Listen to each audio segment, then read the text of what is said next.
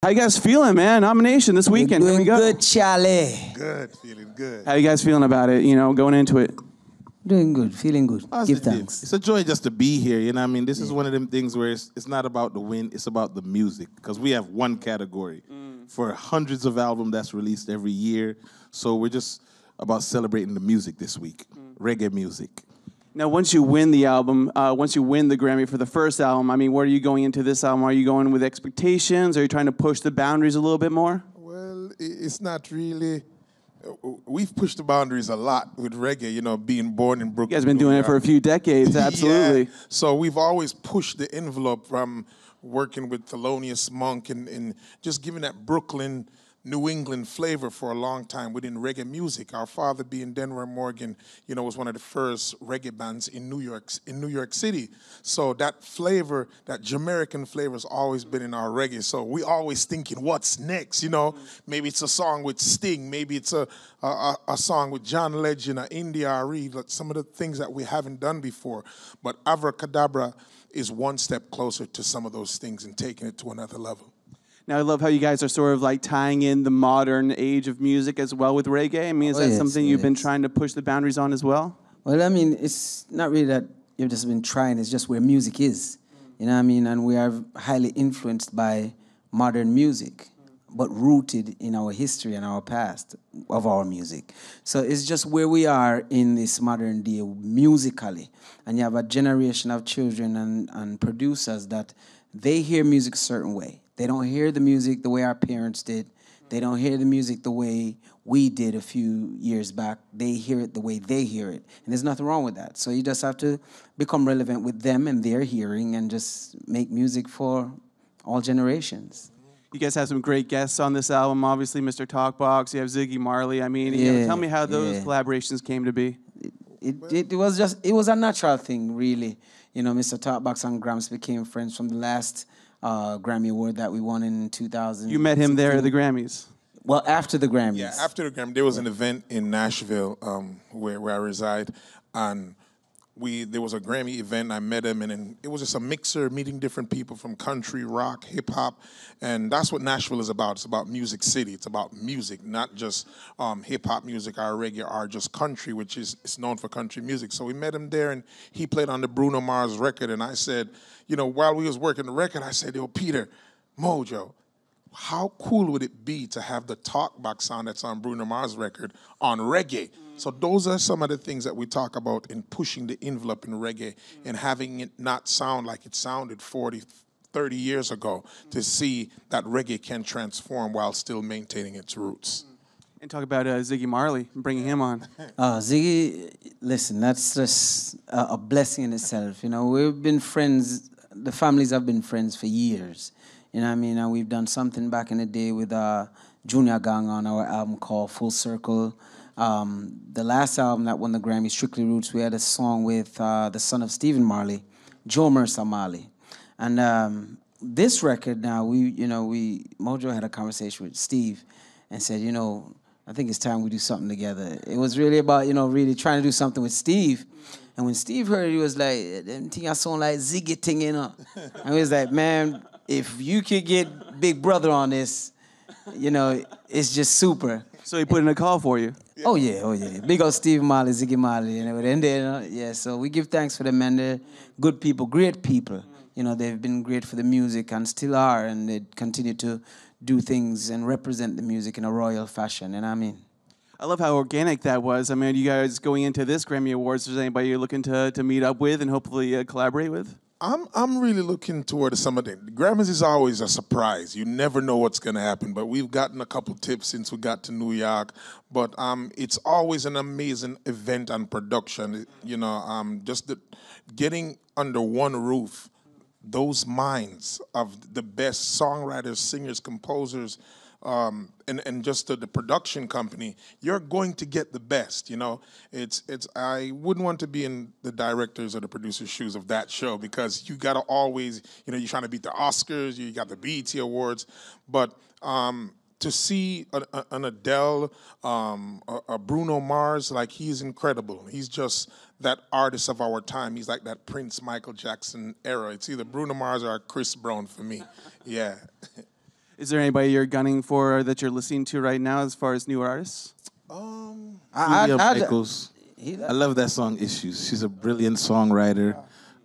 Very rare find, of our time. For her generation, I think she's years ahead, and she's paid her dues by writing for people like from Pink to Selena Gomez, Taylor Swift, and now she's doing her thing. That song, Issues, bravo. I'm excited to see Khaled and Rihanna and Bryson Tiller perform. I think they just announced that they'll be performing like a week now.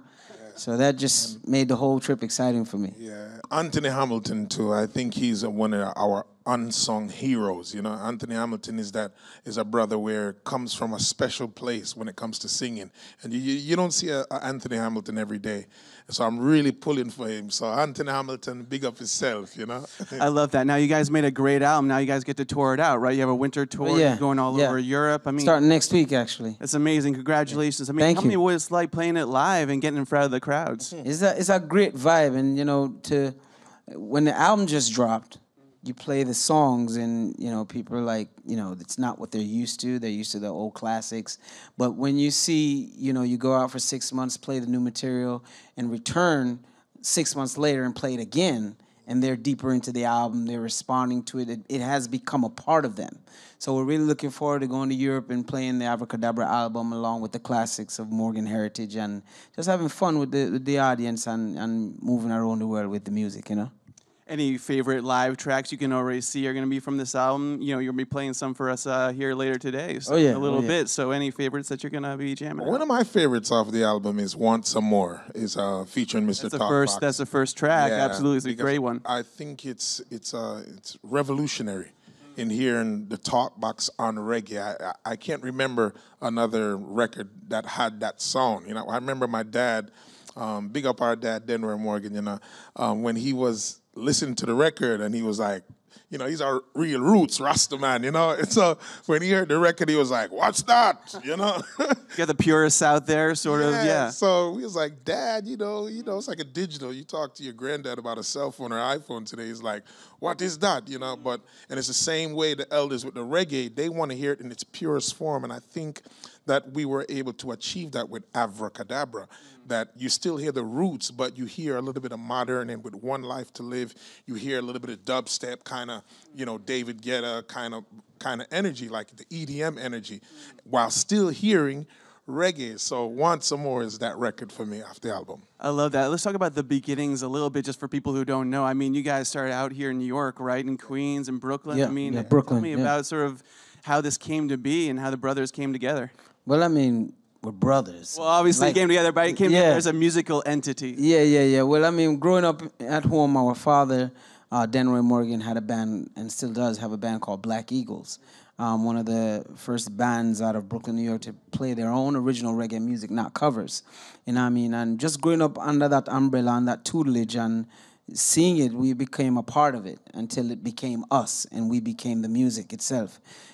So representing the music from Brooklyn, growing up between Brooklyn, New York, and Springfield, Massachusetts, we got a chance to be influenced by a lot of different genres of music, from pop rock to hip hop, R&B, soul music, old school music, and reggae was always in the home because our parents are Jamaicans from Jamaica.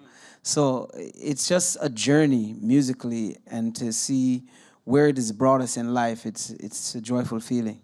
And you guys went to Jamaica as well, right? Yes, we moved to Jamaica right after Gramps and I graduated high school. Mojo was still in school. That was like mid-late 90s, and started working with producers like King Jammies. These are legends. Bobby Digital. People know those names. Yeah. Sly and Robbie, Donovan Jeremy, and those were like the main producers that we worked with. Really, King Jammies and Bobby Digital, Sly and Robbie, Donovan Jeremy, Fatis Burrell, may he rest in peace, Exterminator.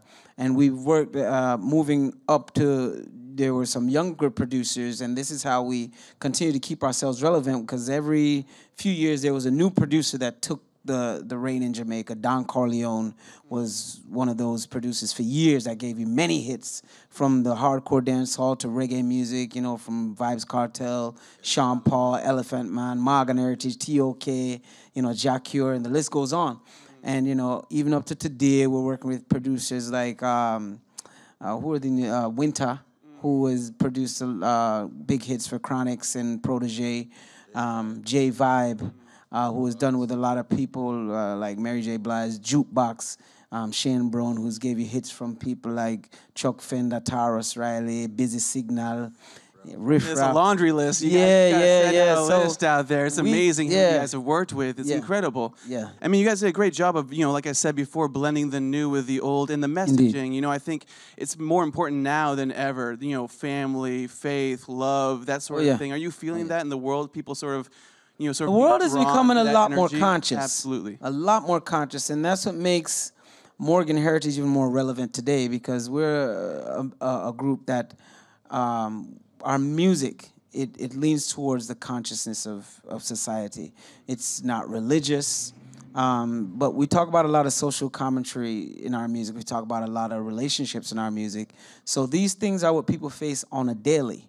You know, it's not about just going out and partying, which is nothing wrong with that, because we like that too. You know what I mean? But the reality, one life to live, right? Yeah, That's one life to one of live, the man. songs One right life there. to live. Taken from the new album, Avrakedabra.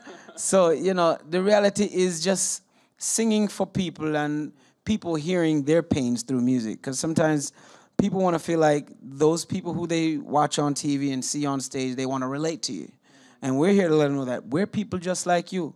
And we go through the same things that you all go through. We have a large family. You know, so we go through a lot of things that we see a lot of people go through around the world, and we like to sing about that. Now, obviously, you guys have a lot of producers, but you guys are, you know, the team that stays together. So tell me about, like, the writing process. I mean, who picks, you know, the lyrics? I mean, how does sort of a song become born with you guys? It's hard for it to become boring. I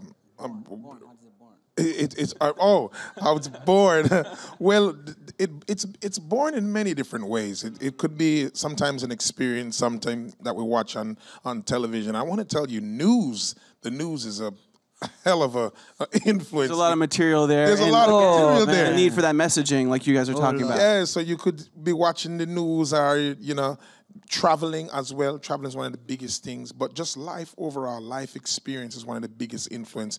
And sometimes it's boring with, we need to write a song about that. You know, you say, I have to write a song about it. Or somebody sends you a track and you're like, oh, I got that vibe. Like the song called One Family. We wrote that song while we was on tour in Reunion Islands. So Peter called me, we just flew in, we had jet lag, and he was like 1 o'clock in the morning. He said, yo, I have an idea. I went to his room, and he was playing the guitar, and then we called the musicians out of their room, and we recorded that song in our hotel room. Called One Engineered Family. by Mojo. Wouldn't you guys want to be there for that? That's incredible. I love that. Yeah, so someone in the room over, get out of there. You're like, I'm writing a Grammy-nominated album, guys. that has happened before. We was recording. we was recording. Somebody went boom, boom, boom. Go to sleep. Yeah, I think it was in Europe somewhere, but That's when you walk over with your Grammy award. And Yeah. you're like, what did you say? I'm sorry. But it just goes to show you how the music, like you said, how was it born? And to know that it ended up being nominated for a Grammy and it was recorded in a hotel room, it's like, wow, you know. But on my experience, especially working a couple years ago, we worked on some solo projects and the songwriting. This brother right here, I remember, you know, touring with John Legend and India.Arie, and I couldn't stop thinking about him because at that time we decided to everybody go on their own and it'll make the band stronger when we get back together in 3 or 5 years. And I couldn't stop thinking about him. And working on Strictly Roots and Avrakedabra, I had a chance to look at it from the outside. And his songwriting is just, the talent it's not normal. You don't see that every day. Maybe in Nashville or LA, but you don't see songwriting like that every day in reggae music. You know, in reggae music, you have to talk about a Buju Banton, a Sizzla, a Bob Marley, that kind of songwriting. So I'm proud to be in this reggae band, Morgan Heritage, man, when it comes to good songwriting. It's amazing. I mean, you guys talked about travel a little bit. I mean, where were you surprised to see the reaction to your work? I mean, you're going to Japan, you're going to Africa. I mean, tell me. Cape Verde, which is a place we went to for the second time, New Year's Eve this year. Yeah. The first time we went there, it's a place that's requested our concert there for years. We've never had the chance to go. And you're talking about at least almost 16, 18 years of music that's been going into this island or this group of islands off the coast of West Africa from Portugal, because our music is very big in Europe, and Portugal is one of the places where the music of Morgan heritage is really big. And the first time we went to Cape Verde, it was just like unbelievable, the crowd size, number one, and then the reaction of the people to every song that we played. Another place like that was Dakar, Senegal. The first time we went there, to the Gambia, Kenya, and Zimbabwe. It was just, it's unbelievable, to see how much the music has become a part of our people over time. And I'm talking about songs that we've recorded from 99, 2000, 2001. These people, these songs have become a part of these people's lives. And it's a joy to know that what we have created have become alive, and it lives with people throughout the years. Now you guys already working on the next Grammy-nominated album? Yeah, we're working on it. It's top secret. Just like DJ Khaled said, everything is top secret.